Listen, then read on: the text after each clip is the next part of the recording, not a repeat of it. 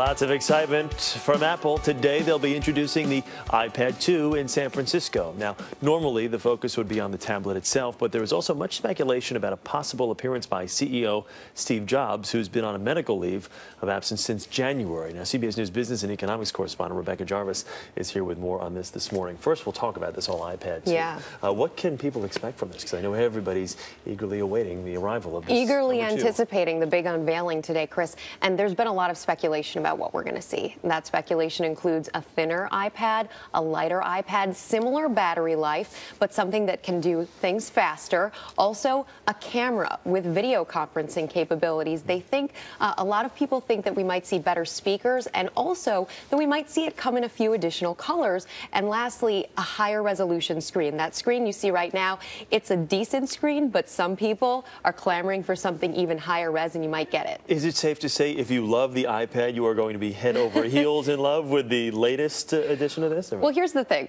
Depending on who you are, that answer is different.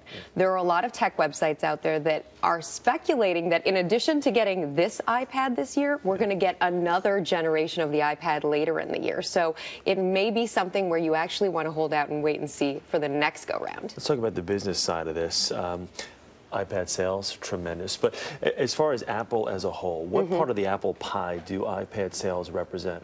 They're a big part of the iPad pie, as you say. About 15% of Apple's total sales come from iPads. They sold 15 million of them since their big unveiling in April. And keep in mind, these things aren't cheap, you know. The average price of an iPad is $600. They can run you anywhere from $500 on the less expensive end to $829 on the more expensive end. So Apple is making some serious money with these. The good news is, with the launch of the iPad 2, the iPad 1 may now be downsized financially, so people who haven't gotten in can actually get into the mix. And that is something Apple has done in the past. They put out a new model and they make the older models less expensive. Let's talk about Steve Jobs, who has been out on medical leave. Do we have any word whether he may possibly make an appearance today at the unveiling? The rumors are that he may very well make an appearance and that he's contemplating this right now. He's been sick. He's been out on medical leave 3 times. Of course, he is the heart and soul of Apple. And the big question is, because he's been sick and because the company has been very secretive about his health,